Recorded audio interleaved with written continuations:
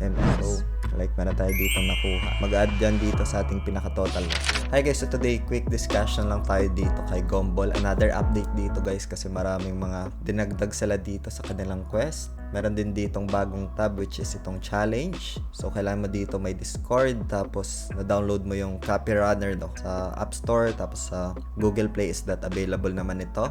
Tapos dito naman sa my page natin, updated na rin yung pinaka-tickets. Mystery Marbles claim din natin today guys. Pero before tayo dito mag-start, kung hindi nyo pa na-like itong video na to, please like this video first. Subscribe nyo yung YouTube channel natin, turn on the bell icon para ma-notify kayo dito sa mga updates natin na ginagawa sa ating YouTube channel. So, quick discussions lang tayo dito guys kay Gumball. Isa sa mga potential airdrop. And as per observation dito guys, alam mo lang maging daily active ka, as well as you can also claim ng mga Mystery Marbles dito, something like a points, no, that can be converted if ever man na magkaroon sila ng kanilang pinaka token governance token nila guys, no. So yun yung isa sa nagustuhan ko dito, and yeah, literally na personal grind, no. So as of the moment guys, nandito tayo sa may page tab ko. So meron ako ditong claimable na Mystery Marbles, pero for now discuss muna siguro natin itong challenge, no. So dito verify ko muna yung pinaka Discord role ko dito. Ayan, so authorize ko lang to.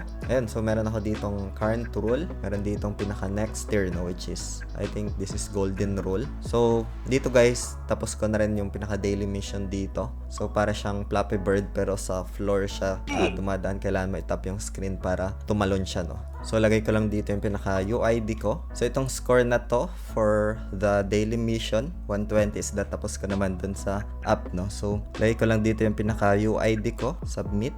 Ayan, so completed na yung pinaka daily mission dito. 270 yung pinaka score ko. For now guys, ito meron ditong mga progress, no, like for example daily mission, tapos pwede mong ma-unlock yung pinaka Mystery Marbles dito, no. So punta na tayo dito guys sa my quest. Ayan, so daily check-in lang ako dito, tapos close. So yeah, sa tatlong to hindi ako eligible dito, and as well as dito sa pangatlo, ito stake, minimum something BNB. Again guys, itong video natin today is just for ideas lang, an update for our friends, does not qualify as an investment or financial advice.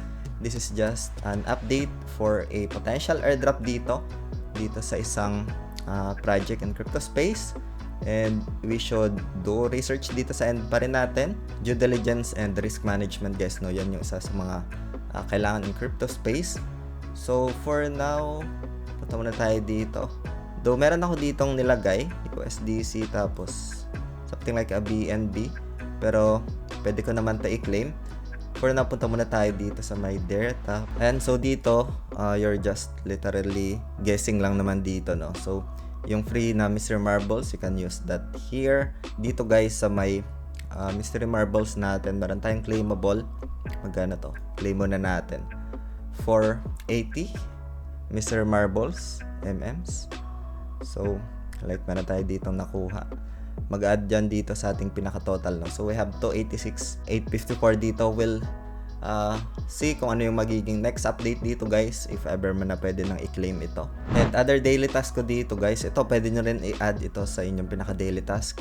So claim ka lang dito ng points, tapos you can just redeem that into USDT guys, no. So ito is that marami ding mga features dito, like meron din silang airdrop, super airdrop na tinatawag. Sa mobile pwede rin to guys, no. So ilalagay ko na lang yung mga official link sa description ng video na to, or pwede nyo rin i-scan yung pinaka QR code na yan sa screen natin para mapuntahan nyo. Meron na ding pinaka discount, 10% discount dito guys, no. So meron akong video na ginawa dito sa application na ito, pwede nyo puntahan ito guys, ililink ko na lang. Ayan, hope you get some updates as well dito kay Gumball. Maraming salamat ulit sa panunood. Ingat tayong lahat, peace out, bye for now.